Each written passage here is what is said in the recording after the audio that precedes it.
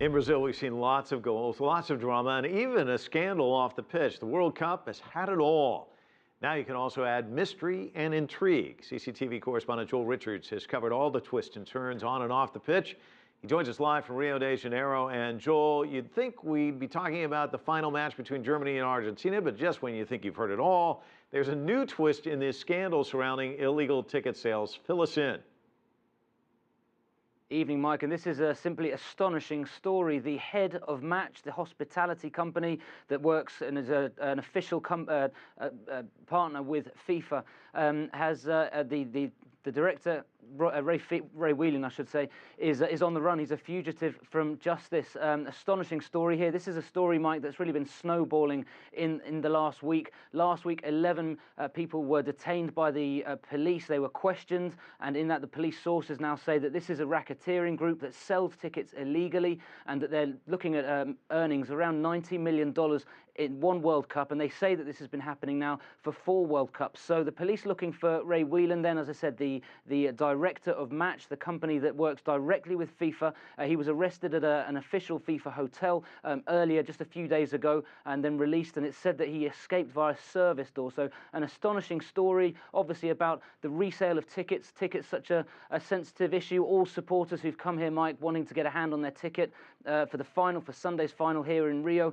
Prices mentioned above $15,000. So obviously vast amounts of money involved here. I've lost count of the amount of people with signs walking through Rio saying, "I will buy a ticket, any tickets for sale." So obviously everyone wanting to get their hands on tickets, and this kind of story reflects very poorly on the competition. Fascinating stuff. And so he's vanished, sort of like Brazil's defense disappeared against Germany. Brazil has a chance to kind of get some redemption this weekend. They take on the Netherlands on Saturday. What's the mood there about this game? Well, I'd keep those comments about the defence quiet here, Mike, because people are still very sensitive. The Dutch have said they'd rather not play this game. Third, fourth playoff, very low feeling for both sides, obviously, having lost semi-finals with all the expectation and hope of reaching the final. Louis van Gaal, the Dutch coach, said that he would prefer not to have to play this game. For Brazil, though, really what we're seeing is a question of whether or not it can just finish the tournament on something of a positive note after that astonishing semi-final when they lost by 7-1 against Germany. Today we saw Neymar, the injured superstar.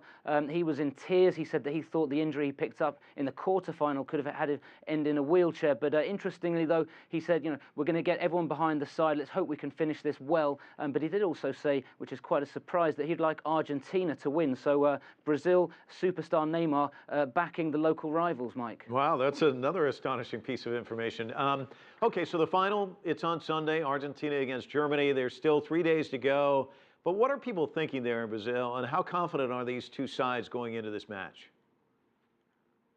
Well, everyone's expecting a wonderful final. This is, as we know already, the most played final in the history of the tournament.